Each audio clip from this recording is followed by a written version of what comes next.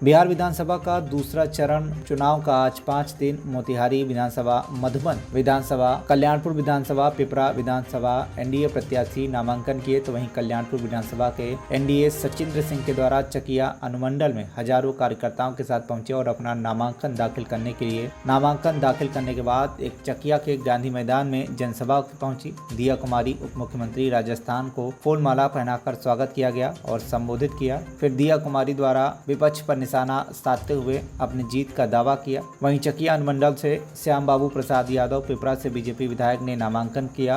तो वहीं उसके बाद उन्होंने बताया कि पिपरा विधानसभा से जनता ने 2 बार मुझे जिताकर विधायक का मौका दिया है। तीसरी बार 2025 विधानसभा का चुनाव का नामांकन मेरे विधानसभा में प्रधानमंत्री नरेंद्र मोदी, बिहार के मुख्यमंत्री नीतीश कुमार हर जगहों पर इतना विकास किए हैं, इसलिए जीत सुनिश्चित है। जो दोनों ही हमारे यहाँ से प्रत्याशी हैं, जिनकी आज नामांकन सभा भी है, उन दोनों को मैं अग्रिम बधाई देती हूँ कि आप लोगों की मेहनत से आज यहाँ 6 घंटों से आप सब लोग यहाँ पधारे हुए हैं, यहाँ बैठे हैं। सबसे पहले तो मैं क्षमा चाहती हूँ कि थोड़ी सी देर हो गई, लेकिन बहुत सारी सभाएं थी। सभी कार्यकर्ताओं में और नागरिकों में इतना जोश है कि इस बार फिर से एनडीए सरकार, इसलिए जगह जगह पे सब लोग बड़ी बड़ी सभाएं कर रहे हैं और हर सभा में लोग बोलने को इतना कुछ है।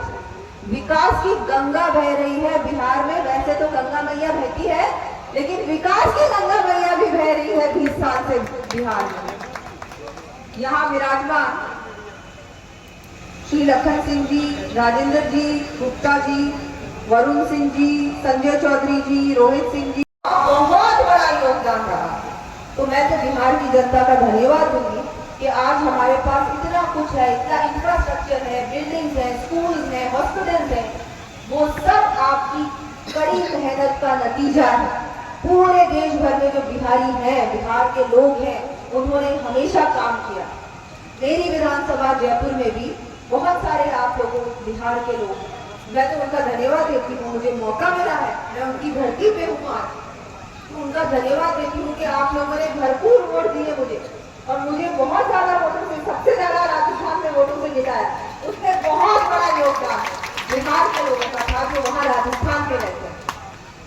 मैं तो आपको यही कहूंगी कि हम सब मिलकर हमारे प्रत्याशियों को बहुत अच्छे वोटों से जिताएं और आज से ही हमको मन बनाना है। देखो, आप सब यहाँ 6 घंटे से बैठे, आपको वोट दोगे ही दोगे, है ना, कोई दोहराई नहीं उसमें, आपको दोगे दोगे, लेकिन आप लोगों को दूसरों से वोट दिलवाने का काम करना है।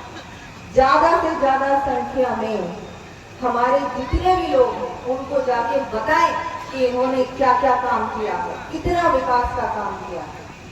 महिलाओं को आत्मनिर्भर बनाया है, डायरेक्टली इनके खातों में पैसा जा रहा है, किसानों के खातों में पैसा जा रहा है। इससे पहले ऐसा कभी नहीं हुआ।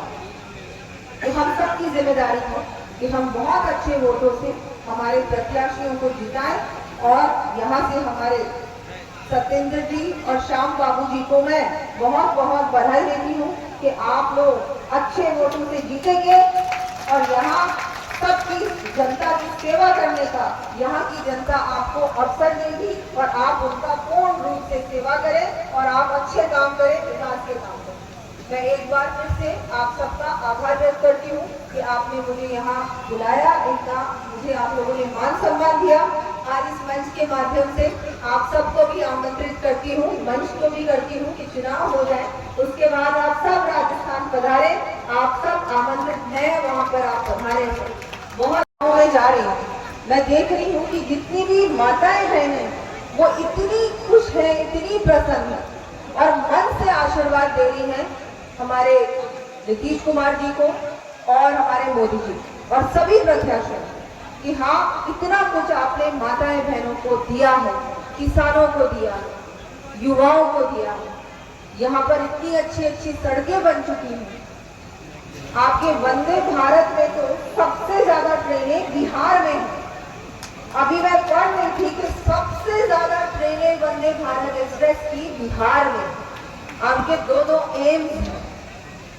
इतना तो राजस्थान में भी नहीं है भाई। राजस्थान इतना बड़ा प्रदेश है, आपसे बड़ा है, लेकिन देखो यहाँ पर 20 साल से एनडीए की सरकार है, 20 साल से, और इसी वजह से इतना कुछ काम आपके प्रदेश में हुआ। आज से 20 साल पहले महिलाएं अपने आप को सुरक्षित महसूस नहीं करती। कैसे करें?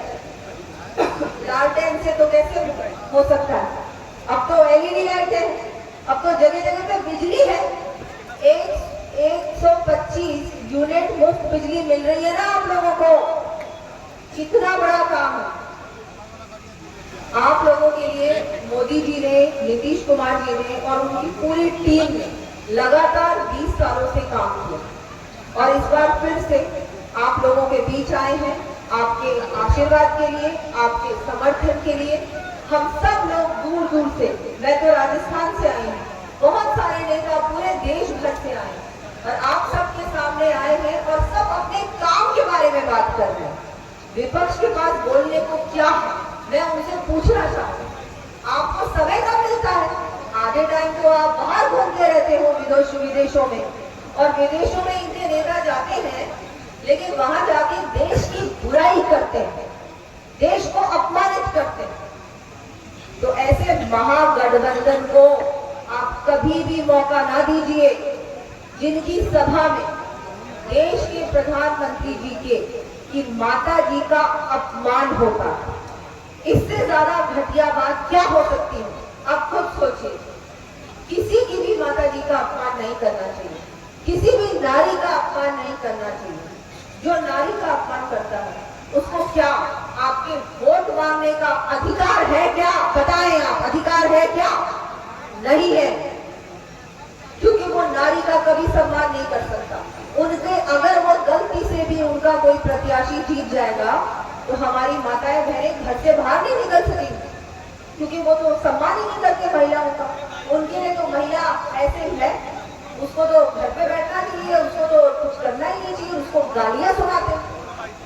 कितनी गलत बात। और ये भी देखिए, उनके जितने भी उनके दल के जितने भी नेता है ना, वो बिहार के जो जितने भी लोग हैं जो दूसरे प्रदेशों में काम कर रहे हैं, उनकी बुराइयां करते हैं। आप जानते हैं कि नहीं जानते हैं? वहाँ उनके जो जितने भी नेता हैं दक्षिण भारत के, जो उनके गठबंधन के लोग हैं ना, वो सब आप लोगों के बारे में बहुत उल्टा सीधा बोलते हैं। और ये लोग सुनते हैं, चाहे प्रियंका गांधी सुनती है, राहुल गांधी सुनते हैं, तेजस्वी जी सुनते हैं, लालू जी सुनते हैं, ये सब सुनते हैं इनकी बात और कहते हैं हाँ हाँ बिल्कुल सही। मैं तो आपको कहूंगी कि बिहार के लोग जितने भी, चाहे वो राजस्थान में हो, चाहे वो यूपी में हो, कहीं भी, आप लोगों ने इतना कुछ दिया है पूरे देश में। आप हर विकास का काम होता है ना, कहीं भी कंस्ट्रक्शन हो रहा होता है या कोई भी ऐसा काम हो रहा होता है, विकास का काम हो रहा होता है, सड़क बन रही होती है, बिल्डिंग बन रही होती है, स्कूल बन रही होती है, हमेशा आप देखेंगे कि बिहार के लोग उसमें जुड़े हुए होंगे। मोतिहारी से अमित रंजन की रिपोर्ट, केंद्रित टीवी।